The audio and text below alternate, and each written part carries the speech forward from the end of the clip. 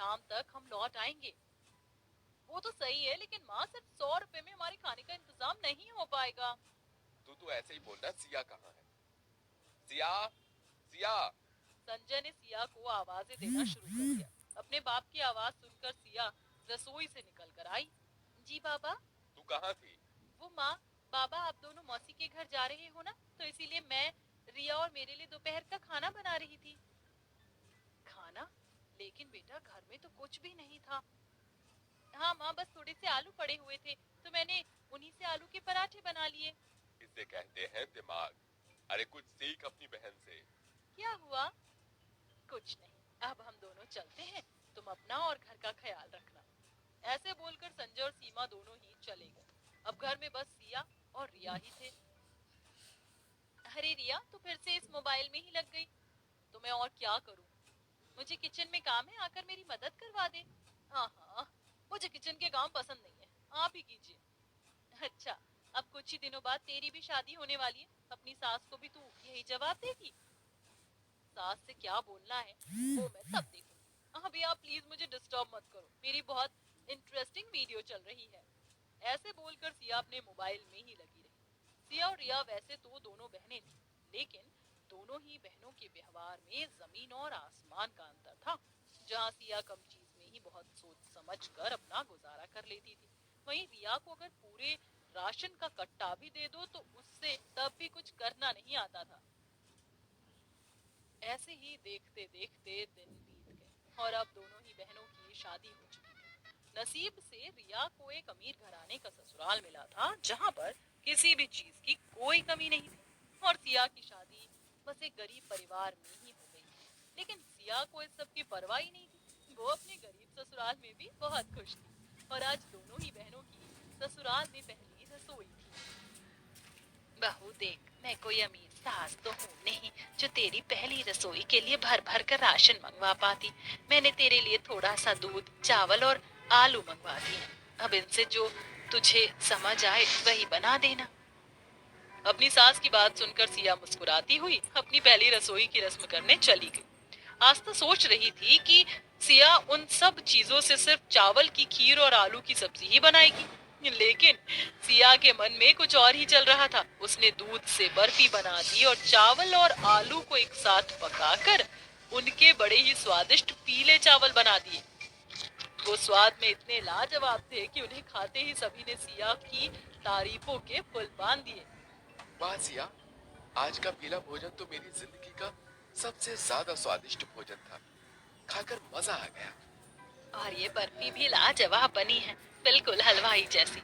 बहू, मुझे नहीं पता था कि इतने कम सामान को तू किस तरह से इस्तेमाल करेगी।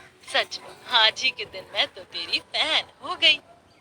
एक तरफ सिया की ससुराल में ये सब चल रहा था, तो वहीं दूसरी तरफ, अरे बहू, आज तेरी पहली रसोई है, मैंने सारा जरूरत का सामान तेरे लिए मंगवा कर रख दिया है। जी सासू माँ। अपनी सास की बात सुनकर रिया भी रसोई में आ गई, जहाँ पर एक कट्टा भरकर राशन ही राशन रखा हुआ था। देखूं तो जरा क्या क्या है। रिया ने राशन को चेक करना शुरू किया। उसमें 2-3 तरह के फल, दूध, चावल, आटा, दाल, सब्जियां और भी वगैरह वगैरह चीजें थी। सारे सामान को देखकर रिया बोली, अरे नहीं, मैं तो आज पिज्जा बनाने वाली थी, लेकिन इसमें तो पिज्जा बेस और चीज ही नहीं है। अब मैं क्या करूं? चलो मीठे से शुरुआत करती हूँ, मैं मीठे में कस्टर्ड बनाऊंगी। रिया ने कस्टर्ड बनाने के लिए सामान में हाथ चलाया और बोली, अरे नहीं, इसमें तो कस्टर्ड पाउडर और मेरा फेवरेट एप्पल भी नहीं है। हाँ, मैं क्या बनाऊं? रिया ने इतने सारे सामान के बावजूद भी वो कुछ नहीं बना पा रही थी। चलो कोई इजी और टेस्टी रेसिपी यूट्यूब से ही देख लेती हूँ। रिया ने बहुत देर यूट्यूब पर रेसिपीज को स्क्रॉल किया, लेकिन उसे कुछ भी समझ नहीं आया। हाँ, ये लोग कुछ ना कुछ ऐसा डाल ही देते हैं जो मेरे पास नहीं है। अब मैं क्या बनाऊं? रिया परेशान थी कि आखिर वो अपनी पहली रसोई में सभी को क्या बनाकर खिलाए। मुझे लगता है कि अब मुझे अपने ही दिमाग से कोई रेसिपी बनानी होगी। चल रिया, काम पर लग जा। रिया ने अपने ही दिमाग से आलू की सब्जी बनाई, जो जरा सी भी अच्छी नहीं बनी।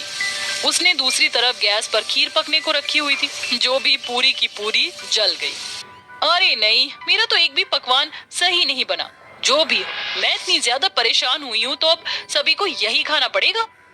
रिया ने सभी की प्लेट में अपनी अधपकी सब्जी और जली हुई खीर निकाल दी।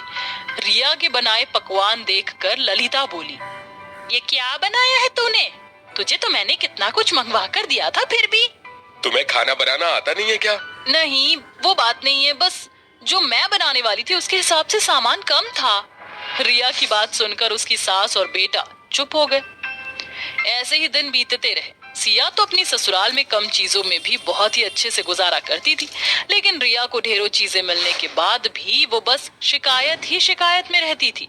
इसी तरह से सिलसिला जारी था कि एक दिन अभिषेक और ललिता को लेकर रिया अपनी बड़ी बहन सिया के घर आई। आइए आइए। नमस्ते दीदी। नमस्ते। सभी अंदर आकर बैठ गए और आपस में बात करने लगे और इसी तरह शाम हो गई।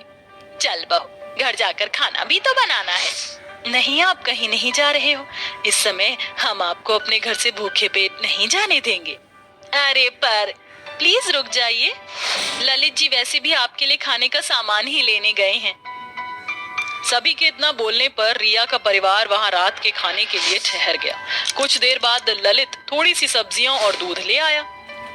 ये लो सिया, अब इससे कुछ बढ़िया सा बना देना। मेरे पास सिर्फ इतने ही पैसे थे तो मैं बस यही लेकर आ गया। सिया ने खुशी से वो सब्जियां ले ली और उनसे बहुत ही स्वादिष्ट सब्जी, साथ में पूरियां और दूध से बड़ी ही स्वादिष्ट मिठाई बना दी। सभी सिया के बनाए खाने को खाकर बहुत ज्यादा खुश हो गए और उसकी तारीफ करने लगे। लेकिन रिया कुछ शांत शांत सी थी। जब सिया रसोई में गई तब रिया भी पीछे पीछे गई और बोली, दीदी जब जीजा जी आए थे तब मैंने देखा था वो कुछ खास सामान तो नहीं लाए थे, लेकिन फिर भी आपने इतना सब कैसे बना लिया? दिमाग लगाकर। मतलब मैं भी बहुत दिमाग लड़ाती हूँ लेकिन कुछ नहीं बना पाती। उसकी वजह तुम हर चीज को बिल्कुल परफेक्शन से बनाना चाहती हो, जिसकी वजह से तुम कुछ नहीं बना पाती। तुम पैसा होने की वजह से हम Electronics and over 5,000 products delivered in 10 minutes. Blinkit, India.